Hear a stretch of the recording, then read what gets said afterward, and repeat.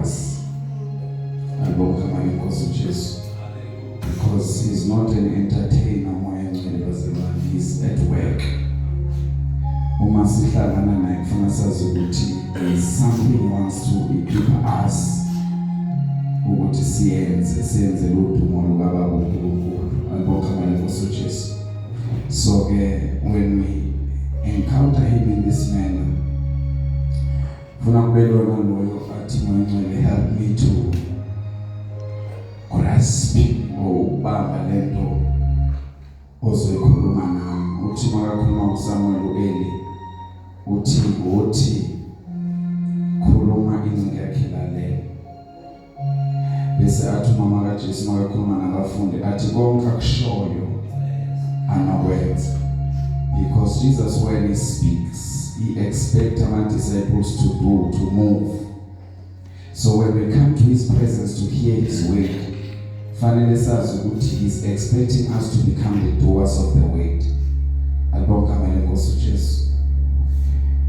Without any waste of time, ngicela nje ukuthi bazalwane singabona phakathi kwethu mamjuvi namlethana nabanye abazalwane ngisababala kanjalo ba-apologize ngezizathi ethize baxolisile bazalwane. We pray and hope God ukuthi next week bazokhululeka bakwazi ukuba phakathi kwethu. Albonga ngale Nkosi uJesu. Yes, bonke bolebu bayangena izinto basababona phakathi kwethu bazalwane. So asiqhubekele isithandazeli sithembe uNkulunkulu uzosenzela ithuba siphinde sihlangane sonke kube mnandi. Albonga ngale Nkosi uJesu.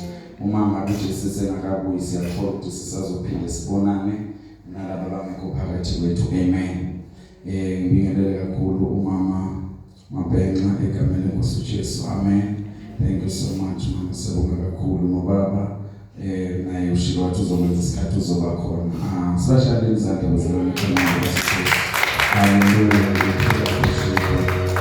We truly appreciate them khona kwabo. Njengoba khona nje mama sokukhonela nobaba. Albonga ngale Nkosi uJesu, not just nobaba but the whole family. Albonga ngale Nkosi uJesu, because the grace also ithola lana, it is enough for the whole family. Albonga ngale Nkosi uJesu. Yeah, so siyamkhulula uNkulunkulu futhi we appreciate ukhona bakho. Siyamkhulula uNkulunkulu ukuthi as long as sicelebrate sisazoba nawe egameni leNkosi uJesu. Amen. Thank you so much. Thank you so much. Siyabonga kakhulu. Shade siyabonga. Hallelujah. Sinabe yes, siyabonga kakhulu egameni leNkosi uJesu. Amen.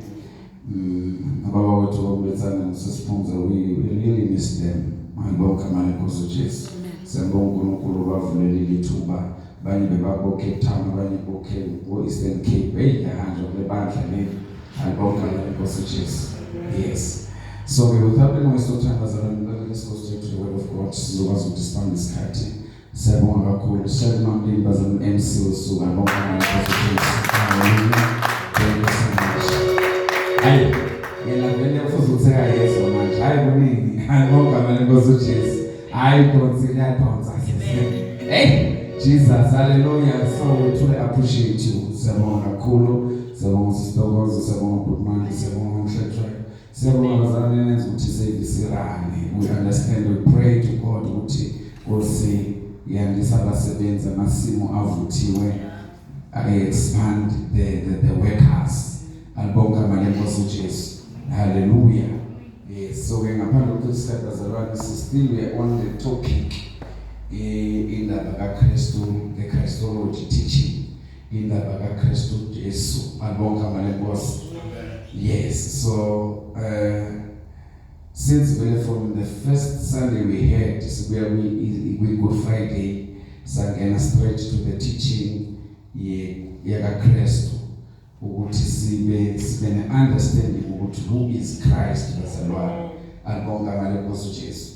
Because ibandla mali mahlaliswana lafundiswa lizokwehlelwa lingavuthwana, lizovutha lingavuthwana. Ngazizalwa.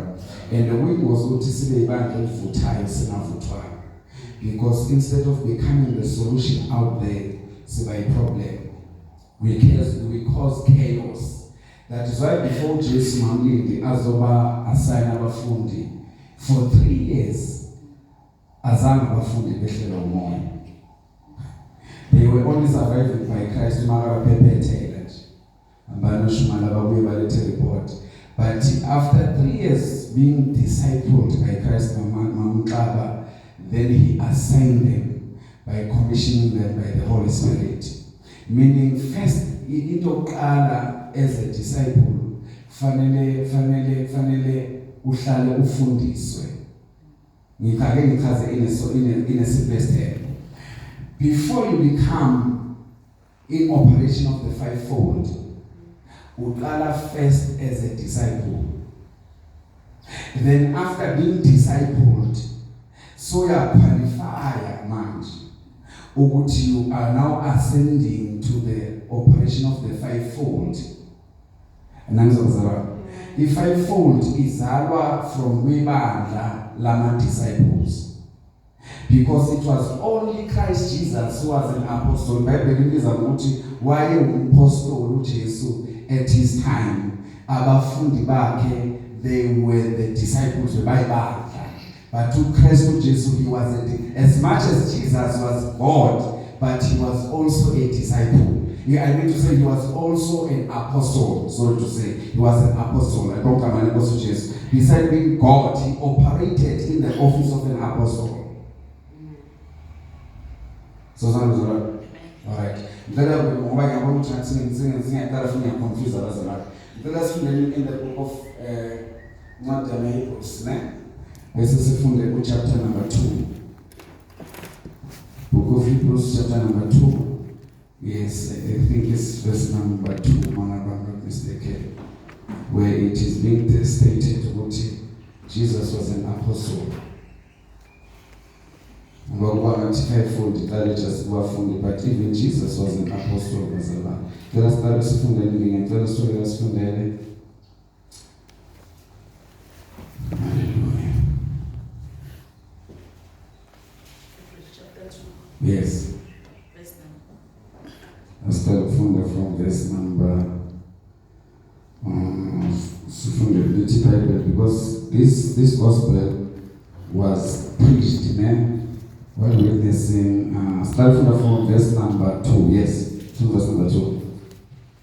Ngokuba uma izwi elakhulunywa ngezingilosi laqiniseka. Yes. Nakho konke ukuphambuka nokungalaleli kwaphindiselwa ngokufaneleyo. Yes, verse number 3. Thina siyakuphunyuka kanjani? Yes. Uma sidebesela usindiswa okungaka na. Okay, yes. Together. Okwakhulunywa kuqala ngeNkosi. Yes. Kwaqiniswa kwithina yilabo abamuzwayo. Jesus was an apostle. Kuthiwa ke when mangabe message yezingelosi yaba namandla kangaka ukuthi kwazi ukwenza lemisebenzi eyayenza yamandla, bese kuthiwa kangakanani le esihamba ngayo thina eyaqala ukushunyayelwa uJesu eyinkosi. Angibazalwane yangagcini kuye kuthiwa yamuva yayoshunyayelwa abapostoli. Abapostoli nabayishumayela yafakazelwa imisebenzi yamandla. In other words, ukuthi this message was authentic or it is an original message. Lithi iBhayibheli umoya ongcwele wayifakazela ngemisebenzi yabazalwane yamandla.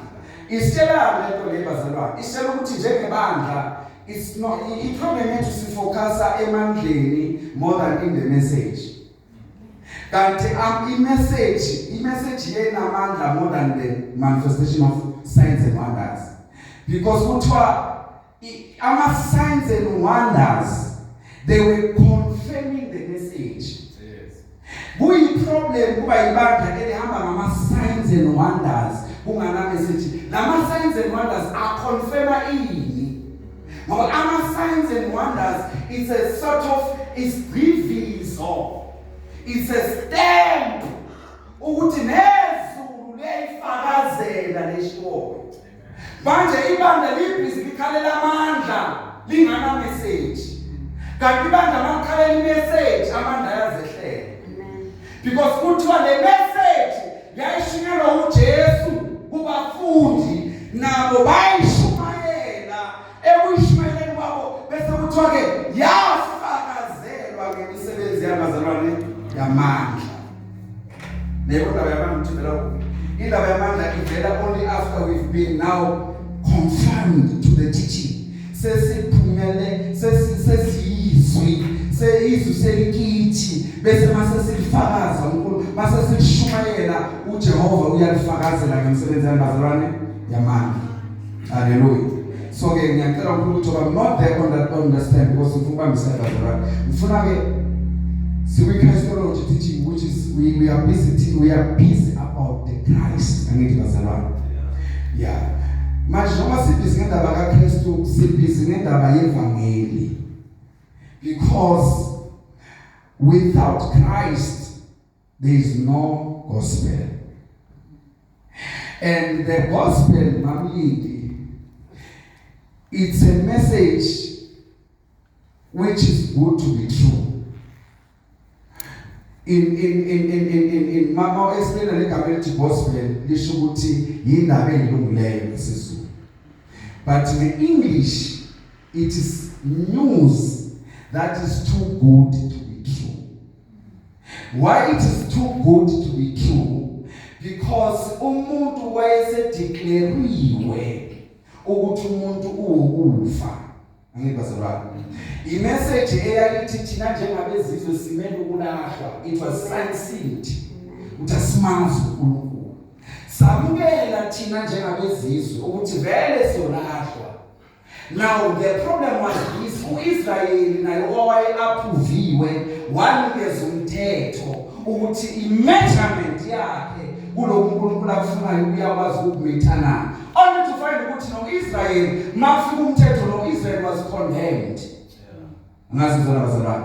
So ke kuthiwa ke mafunda Paul mafunda Galatians chapter 2 uthi Paul nani enanifile ezonweni. He's now speaking to the church esevusiwe. Uthi nani nasenifile ezonweni. Meaning everyone according to the heavenly scale angekho wayesaphila. Sonke sasesiphilipilo ethi simele ukufa. Ngamanye kama besife siphila in short. But in reality sasifile. Angazi ngizozwakala bazalwane. So ke uma ngabe sesifile izulu malibheka lihlala libona ukuthi now yini themba lomuntu in this state akiso. Kwatholakala ukuthi there was no any other solution. The solution was Jesus. Because now when Jesus became the solution, mamhlatshwa uKristu kwase kufakwa imessage ethi nalabe sebafile sebayaphila. Kukhulunywa entweni efile ukuthi wasenthunyelele ukuphila. Therefore imessage lethiwa igospel yaba yindaba ezinhle ukuthi zingakholakala. Yingakho noma ifika kwisiphisoni ayithatheki kalula ngoba already ekhaya basipese bamazi ukuthi uyahlupa emphakathini sebamazi ukuthi into yokufulawa ijele selibona angafanele nokuthi agwetshwe iminyaka kodwa agwetshwe i-lifetime. But in such an individual bese liyafika ivangeli lithi malifika ivangeli kulo muntu lithi ivangeli kuye maye wena ufumene impilo kuNkulunkulu athi makasibheka athi akugcina mina ngento le. So then the gospel, that is how it has now become too good to be true. Yindaba kodwa nakuba kunjalo kodwa zona ziliqiniso. Why ziliqiniso? Ngoba awudeclareile le ndaba leyo uyena owadeclare ukufa kwethu ngezenzo zethu. That same individual mangabe wakwazi ukuthi athi sifile, he has been authorized ukuthi akaphila yena athi sesiyaphila. So now lapha kuJesu bazalwane lesikhathi ke izulu libheka when Christ came uKristu efika angithi kuna nama teachings kuna le mfundiso. I'm sorry to say this bazalwane ngicela ukuyisho lento futhi ngiyisho ngasala bazalwane kunezinto esisikhulumayo. That's why ngithi mina ikwi problem ithi njengabazalwane ngoba uma sizovutha singafundisi mangabe sizovutha singavuthwanga sigcine sesenza into eyindida in short. Kanjani sigijima sisitokozo sesivutha sithi mina nganikela ukuphila kwami kuJesu. Nikela ukuphila kwami kuJesu. You are wrong. You are according to God you are dead. I nikela impilo yami kuJesu wazalwane ngimtholile uJesu and the dead Jesus is telling us ukuthi akusina ngifunile yime ngifunile. Number 1. Number 2, when we come to Christ asisizonikela impilo yethu kodwa sisizothatha impilo.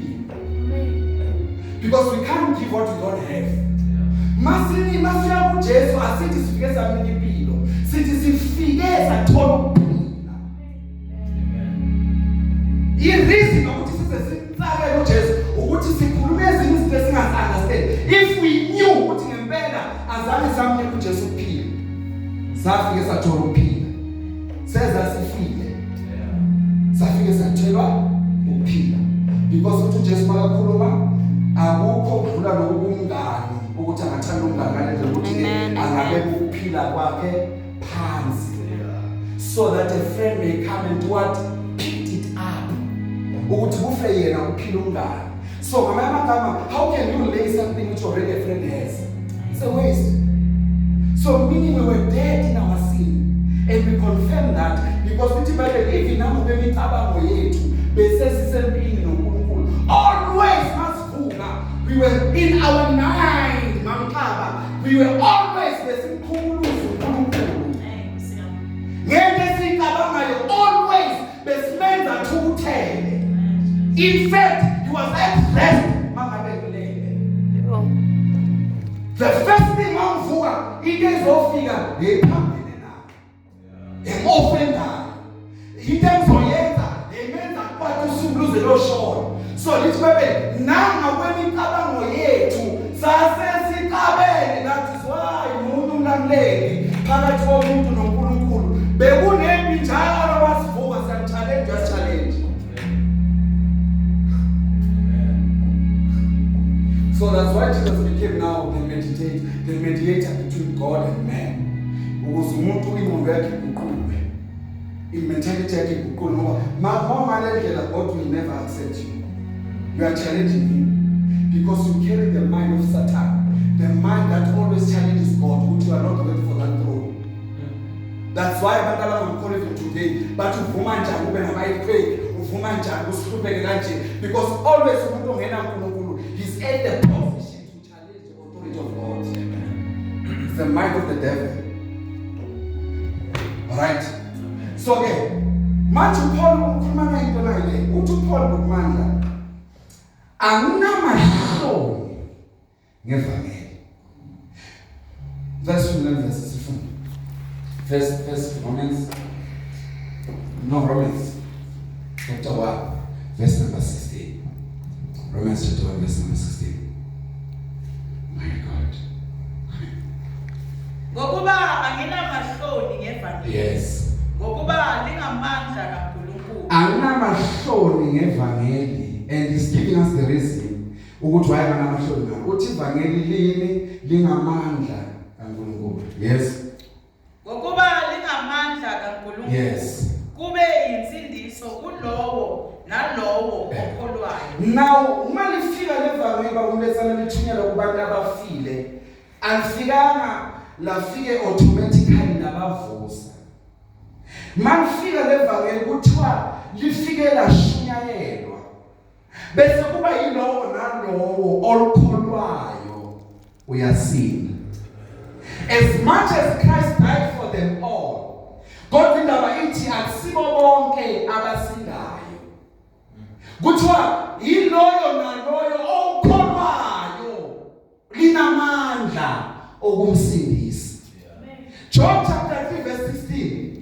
uNkulunkulu walithanda izwe kangaka wanikela ngendodana yakhe ezelwe yodwa ukuba yilowo nalowo okholwa yiyo.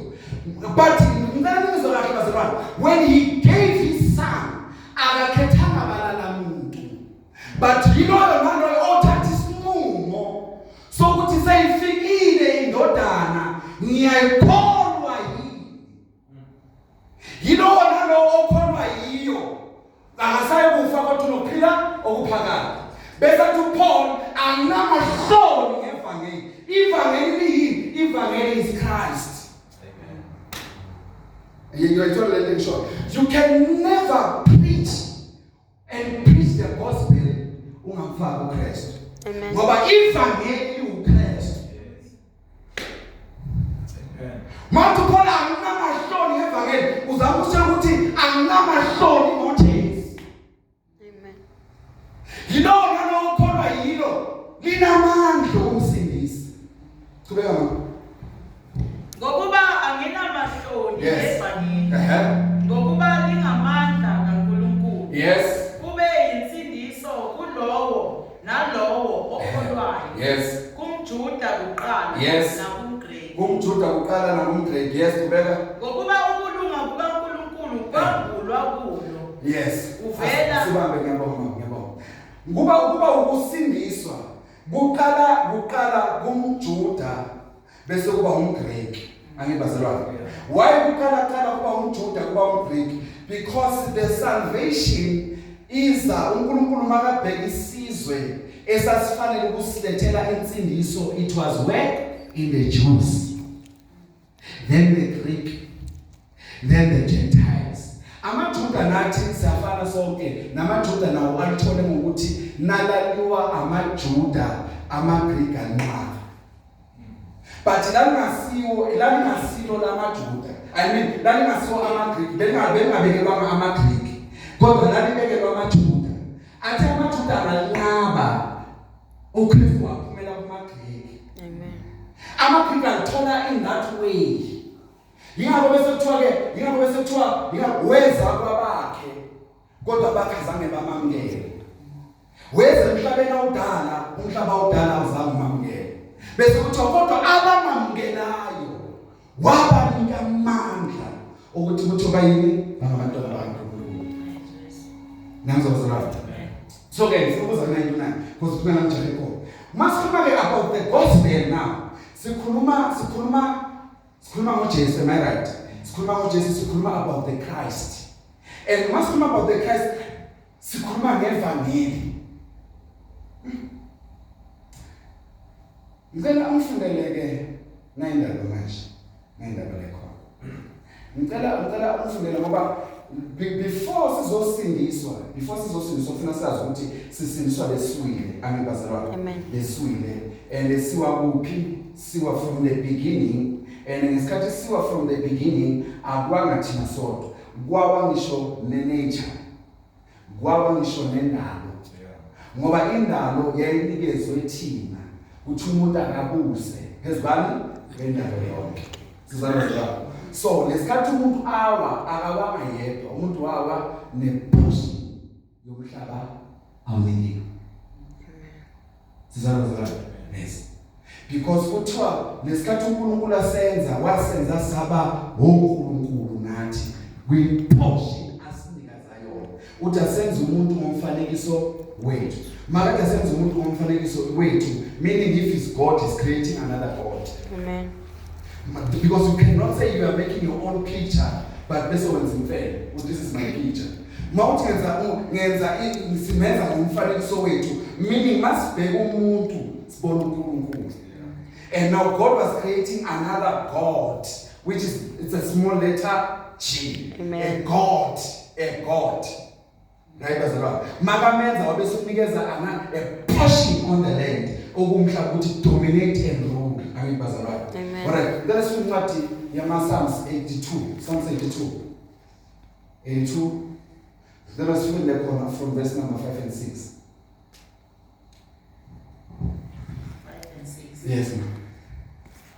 Abanakwazi, Yeah. abanakuqonda. Yes. Bahamba ebumnyameni. Yes. Izisekelo zonke zomhlaba ziyazamazama. Izisekelo zonke zomhlaba zinjani? Ziyazamazama. Ngoba abanakuqonda, abanalwazi. Ukhuluma ngami nawe sisesesonweni. Ukuthi lesikhathi sibhizi senza le chaos esasiyenza. Umhlaba nawo wawuzamazama. Lesikhathi umuntu ewa wawa ngisho nenature. Right? Funda qhubeka mama. Verse number 6. Yes. Mina ngathi ningonkulunkulu nina. Mina ngathi ningonkulunkulu nina. Njengoba ningonkulunkulu nje niphila recklessly, niphila umathanda, akulimali nina kuphela, ngishinda lo yasuffocate. Qhubeka mama. Mina ngathi ningonkulunkulu nina. Yes. Nonke ningamadodana ophezukonke. Nonke ningamadodana ophezukonke kodwa ke qhubeka izwi. Kanti nokho niyakufa. Yes. Njengabantu nje. You were not supposed to die njengomuntu because you are a God. But ngenxa yokuthi una position ungena esigabeni sobuntu. Bazalwane lokuyiphinda le. God was not intending for us to sibe bantu. Inhloso kaNkulunkulu ukuthi sibe onkulunkulu. Amen. But kuthiwa ngenxa yokuthi position siyofisa kwabantu. Hallelujah. That is why when we are restored back to Christ, kuthiwa sayikufa. Mathiwa sayikufa, kusho ukuthi we are being restored in being gods. Amen. Now ngenxa kwethu kuthiwa ke nendalo yonke yabe siyawa ngoba kuwe thina. That is why as much as God is busy building bakumletsana, as much as God is busy building me, according to the word of God, kuthiwa ke ngishindalo ayikwazi ukulila ukuthi mama mlili ufinyelela nini ekukhazimulisweni bese nami ngikuse ngiposition yami.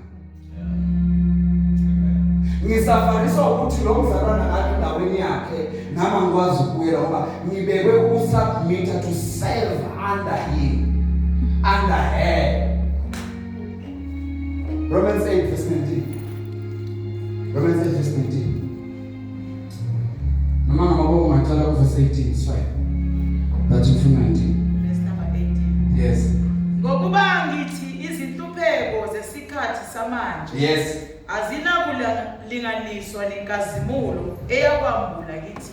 Akuna kulinganiswa nenkazimulo ebekelwe thina. Yes. Qhubeka. Ngokuba ukulangazelela kodaliweyo kulindele ukwambulwa kwabantwana bakaNkulunkulu. Ngokuba yonke indalo wayindalo ngakhona manifesta ilindele thina sibe restored to our position. Kuthiwa indalo iyabubula kanti bayobuyiselwa nini kwiprophesy. Wena lamabula owalindile kale on the other side of makhulu inini asidilewa uGod zidilewa ukuthi wena ubusy uyanqoba uhamba slowly lokho kwenza ivini indalo ioperate slowly. Indalo idepende kuwe ngoba yonke into uNkulunkulu ubeka ukuthi serve. Okay, can I show you something? Are you aware ukuthi uIsrael makahamba slowly nefu belihamba slowly? uIsrael makabafazi bekadetermine if speed bedetermine abangaphansi kwefu abaphansi kwefu nabahamba ngespeed if uhamba ngespeed mabahlala phansi if uhlala phansi. Okay, hlathazama umthimbulo ngizama ukuthi izinto zakho zincike on your speed in the spirit. Hallelujah. The more udlala ziyalinda zona. The more move ziyamuva nazo. The more it's full in your prayer, with God I want to be so sure. I want to commit myself in this day. Nezinto zakho zithi we want to serve you faithfully. But as it was to move ahead of you. So forget. Meaning, speed abahamba ngazo, sasihamba ngazo. Nabahlala until God comes and said to them, Moses, it's now enough. Please money now. Because if liberty they are there.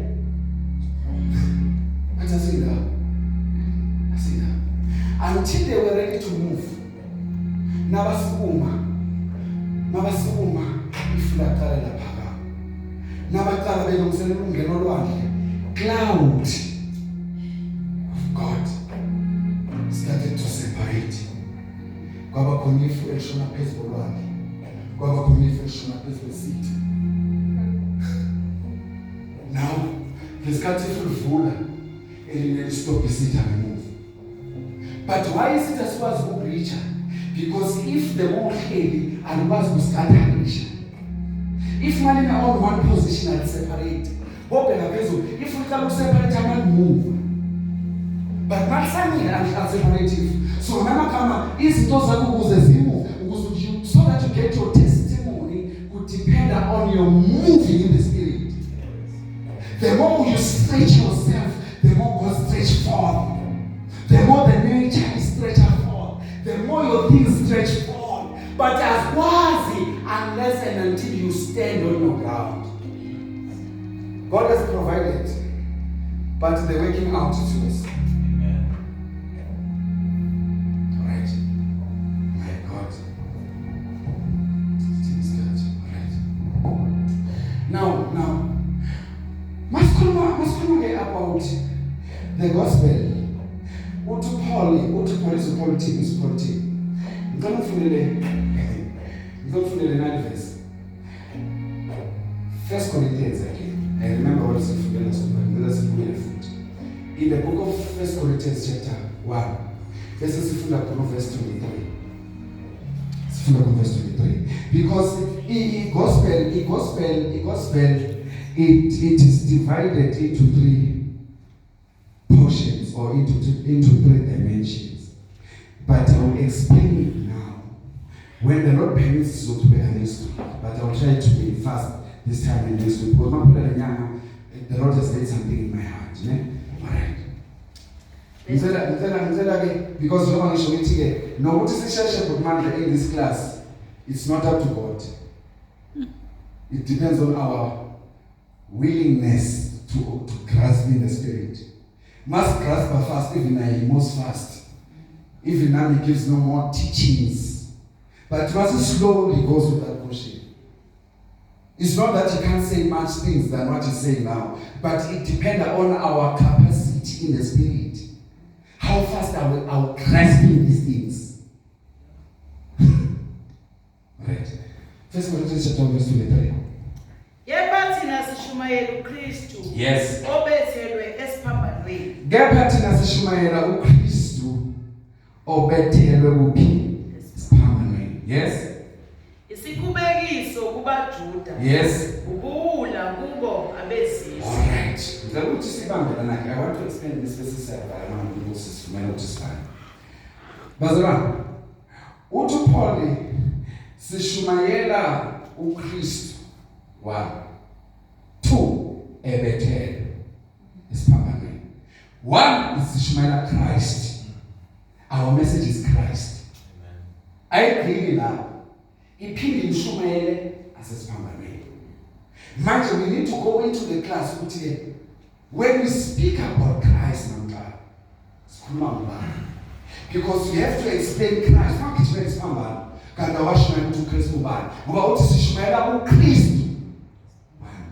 And then esiphambanweni. Siya we message asesiphambanweni, but can we explain Christ?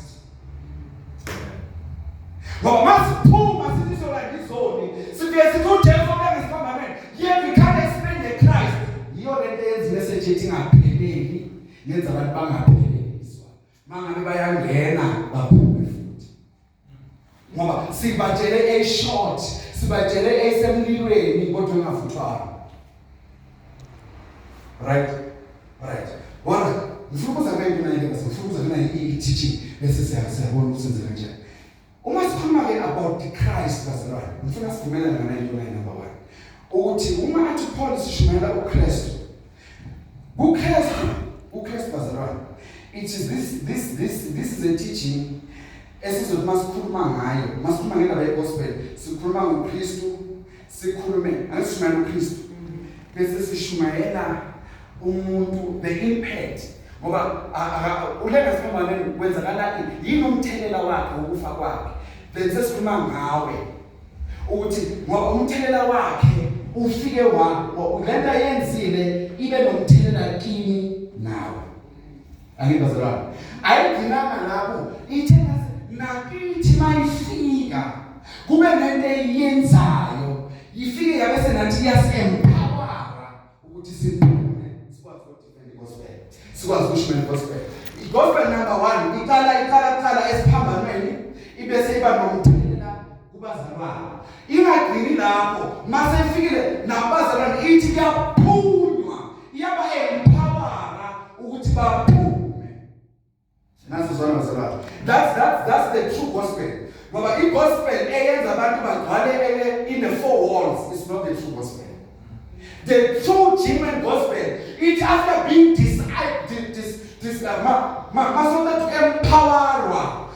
empower, you must go out. That's the true gospel. All right. Help me this. We must talk about Christ. Number 1, Mama Christ is right. Mama Christ. Mama Christ number 1. Skuluma. When we speak about Christ, skuluma about God the Son. God the Son. And let's talk about God the Son. Skuluma about God Himself. Because when we speak about God the Son, we speak about God in the Trinity. So uKristu is God the Son. So mama to Paul Shumela uKristu ukhuluma about God the Son. Fanele siexplain we must talk about God the Son. Sikhuluma ngani? That's number 1. Ne? Sikhuluma about God the Son. Kusho ngama siveza uJesu enguNkulunkulu. Endaye ngoba sivutha kulotshiwe uthi uNkulunkulu. The word of God says He's God. That's what the 2 verses to confirm this. To confirm this. Ngicela sifunde the book. Ngicela sifunde the book of John. John, chapter 1, verse number 1. Ekuqaleni wayekhona uLizwi. uLizwi wayekuNkulunkulu. uLizwi wayekubani? WayekuNkulunkulu. Ekuqaleni wayekhona uLizwi. uLizwi lo wayekuNkulunkulu. That is why we speak about the Trinity now. Ukuthi Trinity tholakala on this book, on this verse. Ukuthi ekuqaleni wayekhona uNkulunkulu. But in God bekukhona uLizwi. Bese siyathola ukuthi lo Lizwi wayekubani? Beka mama. uLizwi wayenguNkulunkulu. uLizwi wayenguNkulunkulu. Ah, my God. Ekuqaleni wayekhona uNkulunkulu, phakathi uNkulunkulu kwakukhona uLizwi. uLizwi wayenguNkulunkulu.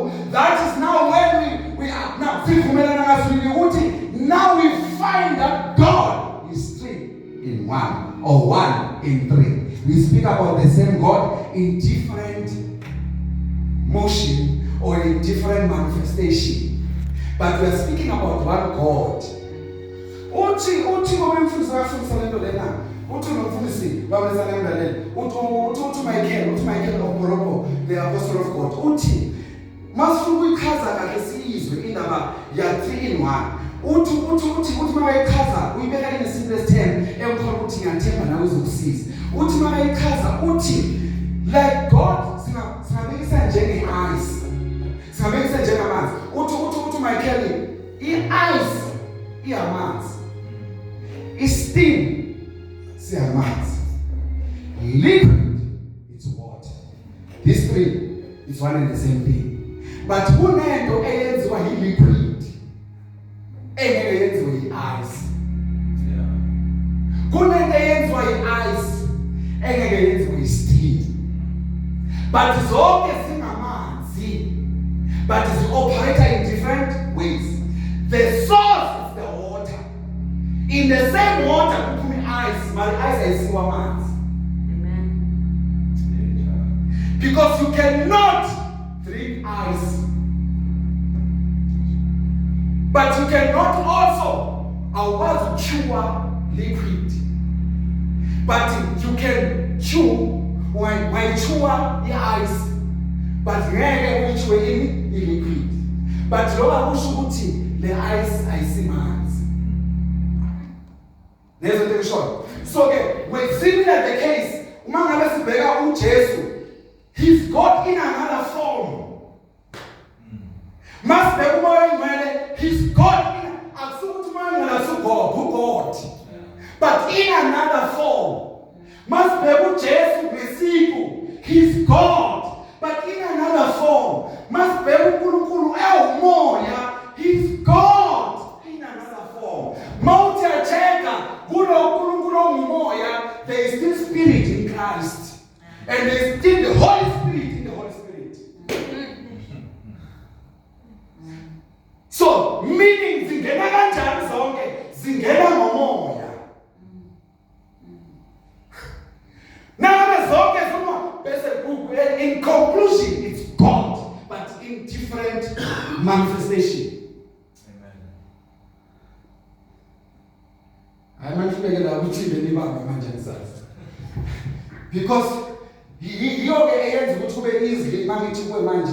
Jesus, the Christ, he's God, the Son. He's God, the Son. As soon as Hebrews chapter 1. As soon as Hebrews chapter 1, verse number 8. Verse number 8. Yes. Kepha ngendodana uthi Yes. isihlalo sakho sobukhosi Yes. uNkulunkulu. Isihlalo kepha ngendodana is God. God ukhuluma ngendodana. Amen. Kepha ngendodana because it's God. uNkulunkulu ukhuluma ngendodana. Uthi ngendodana. Phinda that verse again once again. Kepha ngendodana uthi Yes. isihlalo sakho sobukhosi uNkulunkulu. Yes. Singesaphakade naphakade. Intonga yobuqotho. Yes. Intonga yombuso wakho. Bazalwane, Jesus is God. Even God declared that. Kepha ngendodana uthi wena kuyo isihlalo sakho uNkulunkulu. Kusho uNkulunkulu usho indodana. Uthi kodwa kuwe ndodana uNkulunkulu. My God. My God, he's God. He's God. He's God. That means he's God. It's either we honor that or not. He's God because the word of God says he's God. Right? He's God. When we speak, Matu Poli, Sishumaru Christu, which is Sishumaru Kulu in a form of a son. That's Christ, number one. Number two, he speaks of him as the Son of God. Number one, God, the Son. Number two, the Christ, he is what? The Son of God. The Son of God is not God the Son, yet is God the Son. But the manifestation in God the Son brings us now the Son of God.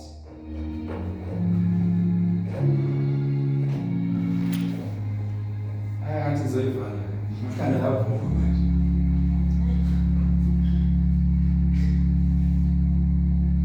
God the Son, the Son of God. Makaphume emanzini athethe ukubhajathisa. Kuyavuleka. Ngehla umoya. Uyahlala. Uphuma ivoice. Ivoice name my God the Son. This is my Son, in whom I'm well pleased. He's now becoming a son. Maskuma now becoming the son of God. Sukuma about him coming to God not as pair and not as equal, but coming to God in a relation form. Coming now to make a relation with God the Father, yet is God the Son. Yet is God the Son. Now the God the Son has now shifted to become now that position so that it becomes easier for us to relate with God. He was now going into this office ukuthi afundise thina how to relate with God as the Father. So now he became the Son of God. Ngoba nathi sesingabantwana beka uthando ubaba sinike lona. Sesithiwe singabantwana baNkulunkulu. Besizokwazi kanje ukuthi relate kanjani nobaba ungeke uqalile wasidemonstrate. That's why Jesus became the firstborn. God has to first give birth to Christ. Because the time Christ has worked fairly, he became born again.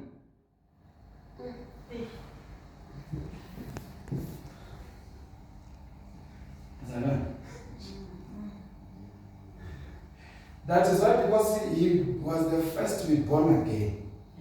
To be first to be born again. He was the firstborn. As the firstborn, he was the first to inherit the kingdom.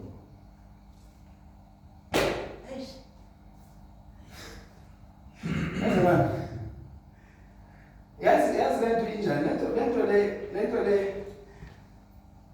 that is why mangabe babulisa singene sifundise mangabe sizosolo sigijimela ukwehla sigcina senyoka sizothola abazalwane they can't explain this thing and they don't know which is which, but bana 4, 5, 50 years being Christian, faithfully being a Christian, but explain these things it's blank.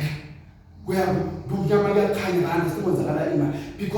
these things were like the same, and the year then they ends up uguti abe umuntu abazalwane. That is why now the moment we explain we bamba lento, yeah, I delay uNkulunkulu got to delay your role as the son in this kingdom.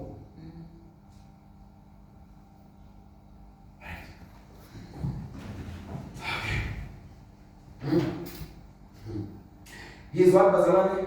The Son of God. Agreed? Yeah.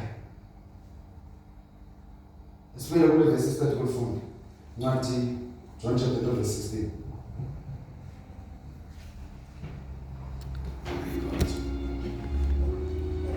Verse number 16. Yes.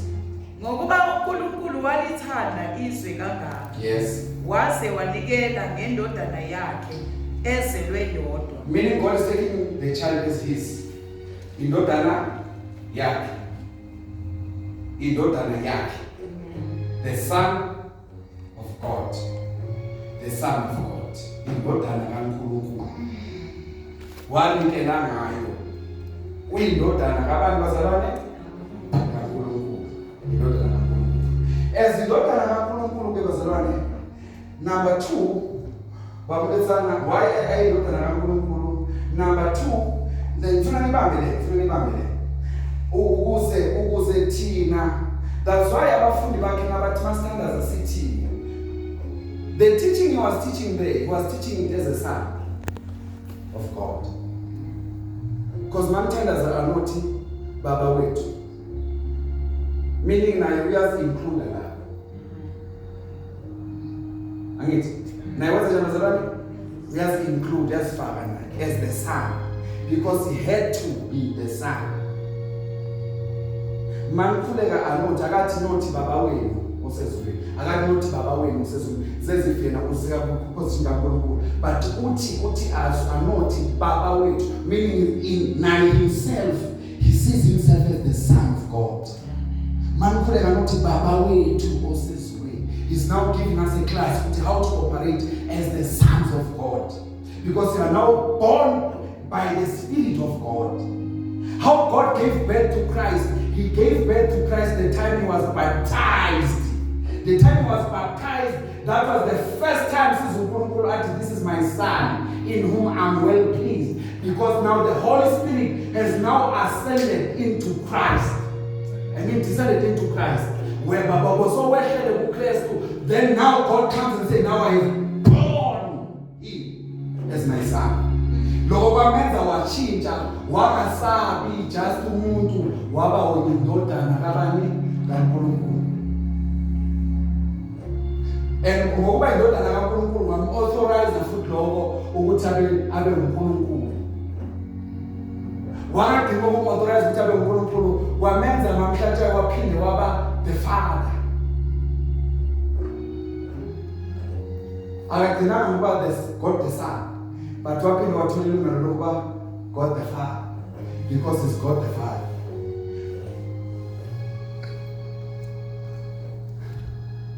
Asifunde incwadi ka-Isaiah number 9 verse number 6. Verse number 6. Yes. Ngokuba sisalelwa umntwana, siphiwa indodana. Ngokuba sizalelwa umntwana, masizalelwa lo mntwana is the Jesus in the body. Jesus in the body. Siphiwa indodana, which is the Holy Spirit. Because when sinika umoya ngcwele akekho oba indodakazi, siba madodana. Angazi ngisho lento bazalwane. Sinikwa umntwana, which is Christ, which is Jesus. Sinikwa indodana umoya ngcwele. Ngoba we've been turned, all of us, I'm leaving. kuNkulunkulu, you are a son of God. We are sons of God. In the spirit there's no gender. In the spirit all of us we are sons. That is why ngale akukubeleka ngoba we all sons there. One. Okay, what pusha. We will all be sons. So ngale siyofana nengelosi. Akekho yophinda belethe, akekho yophinda shade, ngoba we will be all in one temple. Sonke soba in one ngazibiza ngale, in one tribe, in one spirit. Akunamdoda, akunamfazi. Ayikho lento yenyama ngizwa ngiyamthanda usiba. We will be all in the spirit. Okay, kuthiwa sizalelwe umntwana, which is Jesus, the one will be punished, angithi sinikiwe indodana okumoya ngcwele. Umoya ngcwele siyamnikwa ngoba ngosuku lwePentecost sonke sanikwa. Umoya umntwana indodana siyanikwa. Sonke siyanikwa. Kodwa umntwana siyamzalela. Phinda le verse. Ngokuba sizalelwa umntwana. Sizalelwa umntwana, the Jesus simzalelwa uMaria. Bese sinikwa ini? Siphiwa indodana. Siphiwa indodana amazulu la. Sizalelwa uMaria. Siphiwa Yesu. Nivumeleni ngihambe so that nizokwazi ukwamkelisa umoya. Siyaphiwa le. Okay, qhubeka mama, nafundi yakho. Umbuso uyakuba semahlombe akhe. Yes. Negama lakhe liyakuthiwa. Yes. Umluleki omangalisayo. Igama lakhe kuthiwa umluleki omangalisayo. Qhubeka. uNkulunkulu onamandla. Ubani oyobiza uthi uNkulunkulu onamandla? uJesu. Uyobiza ukuthi ubani? uNkulunkulu onamandla. Qhubeka. Uyise ongunaphakade. Ubani oyise? Jesu. Hayi nje sangasibise uyise yedwa. Lento nisho nikhuluma ilimi nami ngingayazi. Hayi uJesu yedwa bazalwane, uJesu yedwa, uNkulunkulu yedwa, uNkulunkulu. But the word of God tells us he will be called a wonderful counselor, mighty God, everlasting Father. The word of God confirmed he will be called an everlasting Father. Mara when even this day ukhuluma nginalo ukuthi asiwa baba yedwa ke. Ufana nomuntu othamanza wasiwo ama-ice. Umubela ngeke abasi. Then ama-ice abuya kuphi? Umuntu ngasiwa amanzi. But ngizokuvumela funa ukuthi angeke waphuza amanzi, ngizokuvumela futhi ngithi uqinisile. Bese uthi ke ungivumela kanjani kodwa ukuthi awuvuma ngithi mina ama-ice awasiwa amanzi? It's because of the different form. So ungaphinde ume ngenyawo liwani ukuthi Jesu akasimbaba. Ngoba sonke into sesifunza uqeda ugcume bese siyavulela ivesi. Bese uthi ngicela ufanele umfundisi latshwa ngiyamazi yawazi amavesi. Naw umfuna nami ithi nami ngazi leyo linjalo nje. Is God Father. That is the Christ we preach.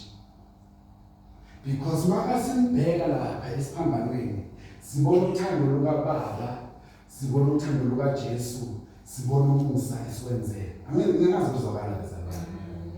My God.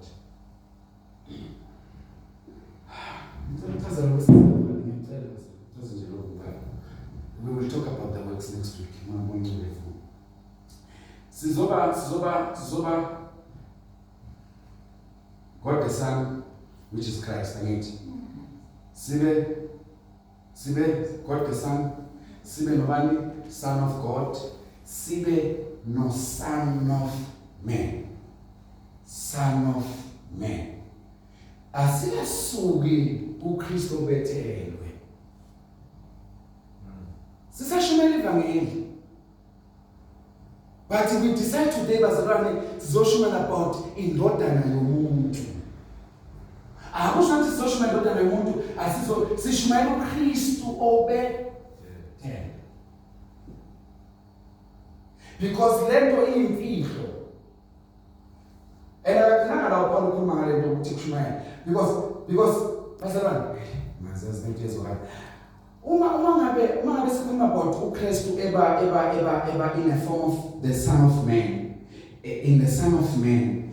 Why aba in the Son of Man? He becomes the Son of Man babomletsana so that I represent the tribe of man in God. When he's Christ as the Son of God, he's representing, he's explaining God not as God but as the Father in us. But when he's now Son of Man, he's no longer explaining to us about the Son of Man. He's explaining us to God. He's now revealing us ubuthakathaka bethu, ubuthina, ebuveza kubani manje uNkulunkulu. He's the one who can explain it better to God ukuthi sibhekana nathi. But Lord can explain as the Son of God, explain Lord as the Son of Man.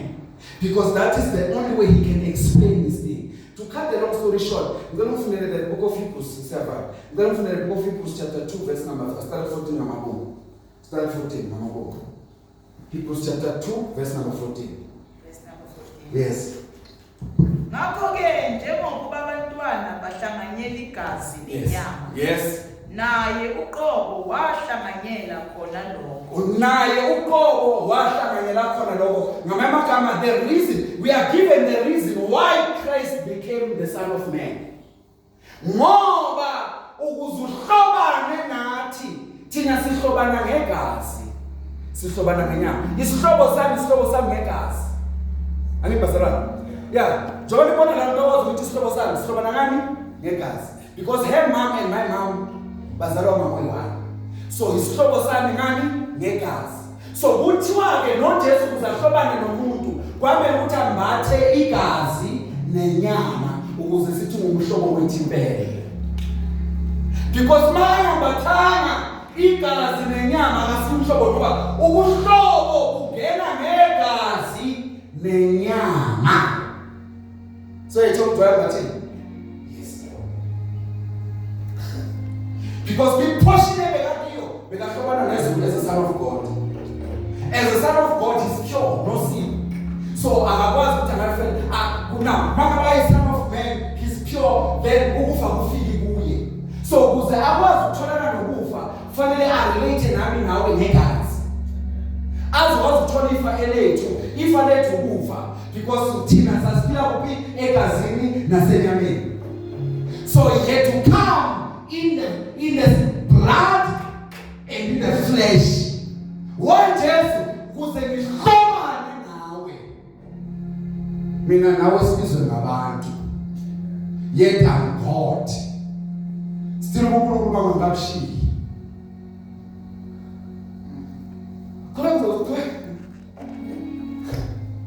Ngakho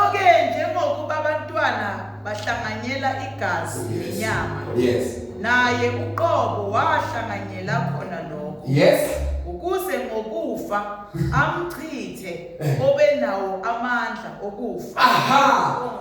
Kuthiwa ke why angene lapho ngokumlethana? Kuthiwa ukuze azokwenza kahle bana nathi manje. So that azokwazi ukusibhekela lesihonga. Lesihonga ebesisisaba esingukufa. Kuthiwa thina usathana wesibusa ngento eyi-1. Masithi ngizokubulala. So kuthiwa ke Christ had to become our relative. Ukuze athenge isikeleli sethu ngomuntu waselokishini. Ukuze makavela usathana ngathi ungenaphi. Uyakhumbula ke wavela kowayesemathuneni ezilimasi. Uyakhumbula amathuna afika athi ungenaphi. Goba ungenaphi kwethu because mama ngabe angena in the right way usathana umbuza ngesibili ungenaphi wena. So ukuzama zokubuza that question kwamele mbathe inyama negazi ahlobane nathi. So usathana makatheza uyamgwajisa kuhle kwamaFilisti mawabhekana noGoliath. Wafika uDavid kanti akabuzanga uGoliath. Kunamhla kunohlobo lomuntu elizodefend abantu bakaNkulunkulu. And lehlobo lo luza ngelitshe. Ngithe last week Christ is our rock. uDavid wanqoba ngedwala. Nathi namhlanje sinqoba ngedwala. Which is Christ. Because umhlobo wethu umbathile ukuze azobhekana nalesihonga esiwukufa usathane ayesigwajisa ngaso.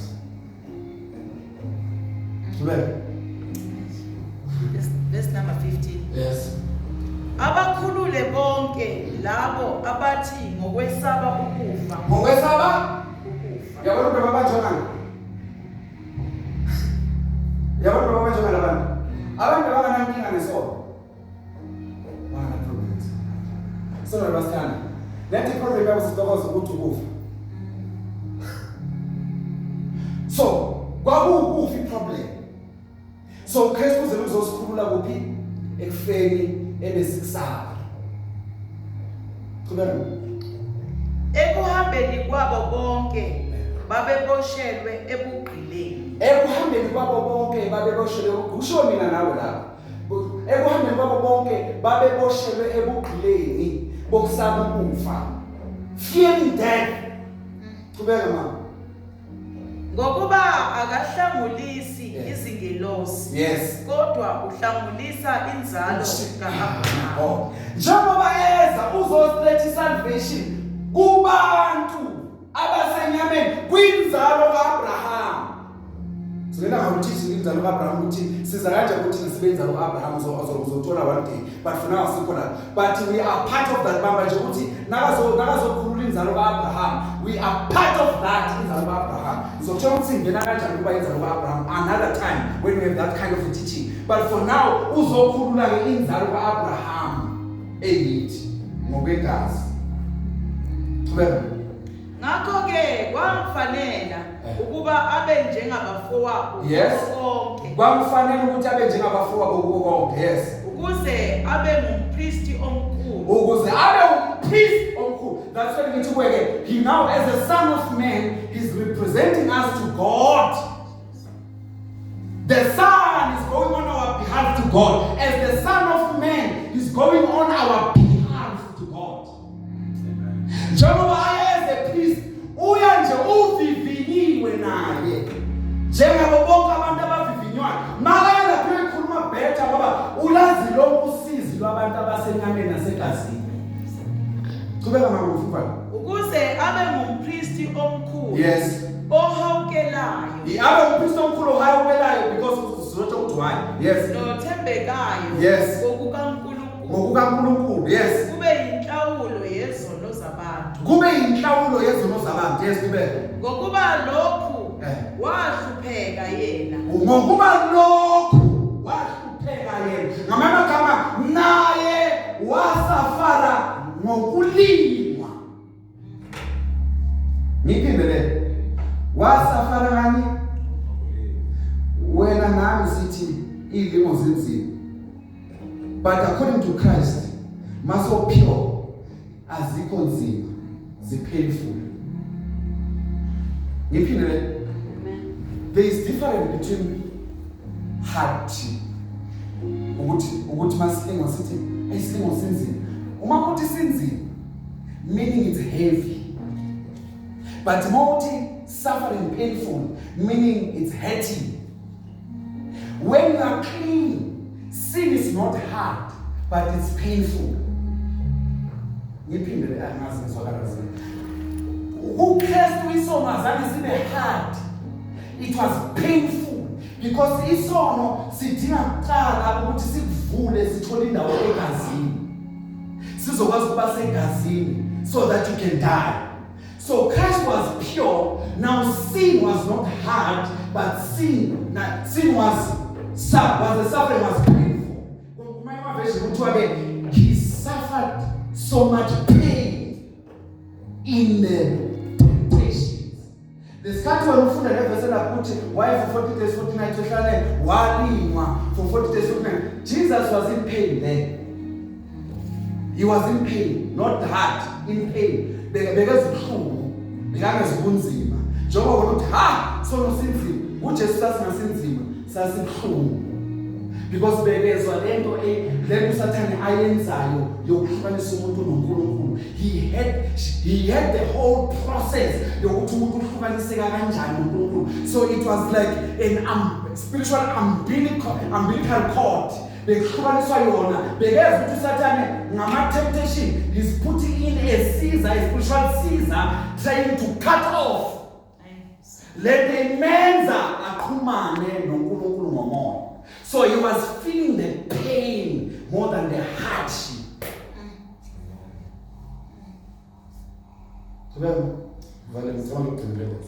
Ngokuba lokhu wahlupheka yena uqobo elingwa.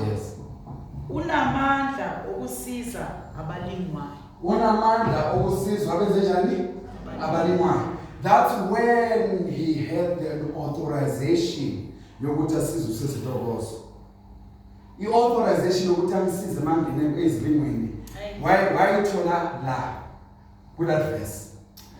Because bekamele akwazi ukukusiza sesiphumza bekazobona ngathi you are not serious. Lo mhlobo uzwayo uyateva. But now he understands, no matter doesn't understand.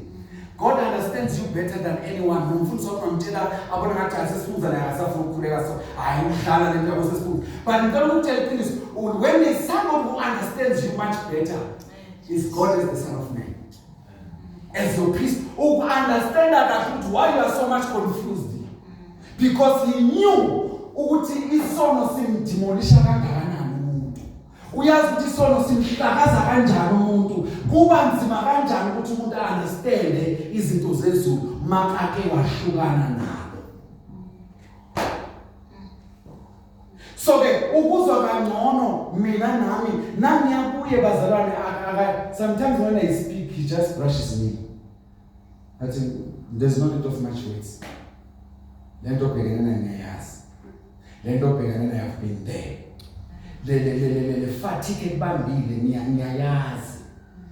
As much as mina nami ngibona ngiphilisa abantu, I once was there. Ngiyayazi pain ukuthi ubizwe abantu uzubaya abuser, bayamuse. I know this kind of a feeling besa brush uphume emthandazweni ukuthi uNkulunkulu uzwile futhi ngiyabona into zizochinja and God is looking you there athi akunanto ezochinja but I gave you the feeling that I once had ukuthi ngasurvive with this kind of a feeling. Now uthatha the feeling ukube uhambe ngayo.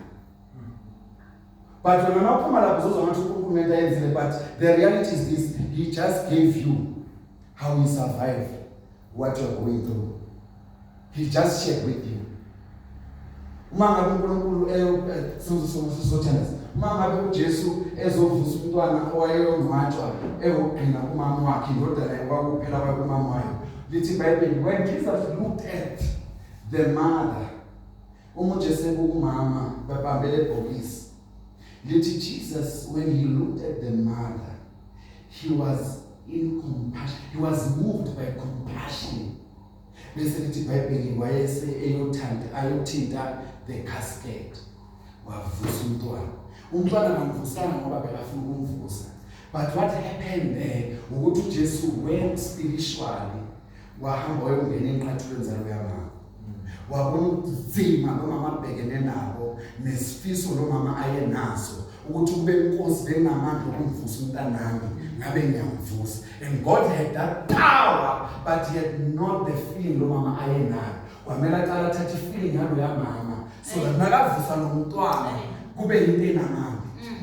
Because amandla amuva bazalwane, amandla wamuva ukuthi akhona amuva isidingo sawo.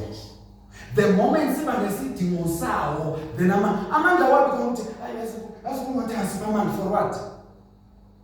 Khona ugulayo. Khona amandla manje. Masinengwelela bonke namandla. So why ndina amandla? But wait until siba kwi position, siba kwi state njengebanga. Lapha ngesothi inkosi akakwazi ukuphuma nje lawo. That day you will know to have the power.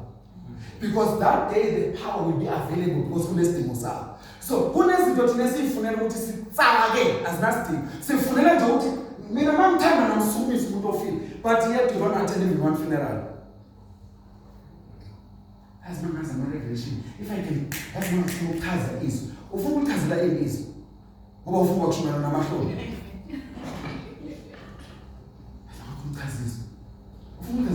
It's much better God gives you the understanding. Uphelela lapho. Uhlale nje understand ube right, because the day we ufuna ukuchaza hamba uqala usavela kubantu abazodinga the knowledge, the understanding. That day you will know ukuthi uNkulunkulu uyaprovide.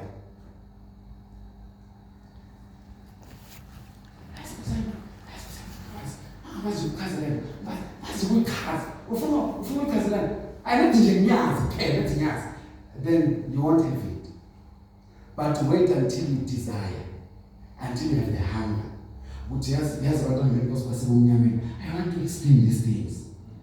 Bese uyasithamela uyamsondeza usoever uthi ngiyacela you are born again. So you see at yes. Bese ngicela sihlale phansi. Have you realized according to the scripture u1 no 2 no 3 no 4 no 5 akase kanjani? Bese athi kanjani? Then now as you are starting to speak, that's why to Jesus ningathuki ukuthi nabanikisa ema-court niyofike nithi. Don't pray ukuthi bosipha amazwi before ngiyongena court. Uyamazwi akulinde court. Jesus. The moment ungaphambi kwemantshi uzomangala into ozoyikhuluma. But when ufuna ukuya court, so that is why many a times mama kuzathi eshimana sokutshela. Many a times i-message engiphi, that's why mina ngisaprepare abantu ngoba always ngicala ngiyaphuma.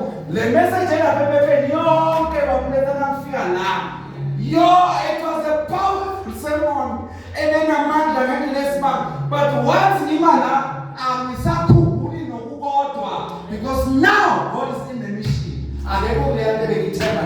So that's why you never find me not ngoba ngi-intelligent or what, but God has proven me wrong many a times. Ngihlela ukuthi hambe ukwenza abantu abasha, hambe ukwenza ngibhale. Mase ngifika la. Ngithi haleluya kwehla umoya wami. Ngijike nephepha lami. Ngibeke ukuthi next week or nini nabakulela. Next week. Mangisa ngiyathandaza ukuthi ubhalo kuyibhali. Mangifika phambili ukuthi umuntu usayishithile bazasasihambe. At that time I depend on palms and I'm like, can I please depend on you? Mangi bebandla depend on you. Give me the utterance. The only thing I come with always bazalwane when I come in the front, I just come with the topic. Everything else, the Holy Spirit reveals. This is what I want you to say. This is what I want you to say. So one, as more than anything, let us be the weapon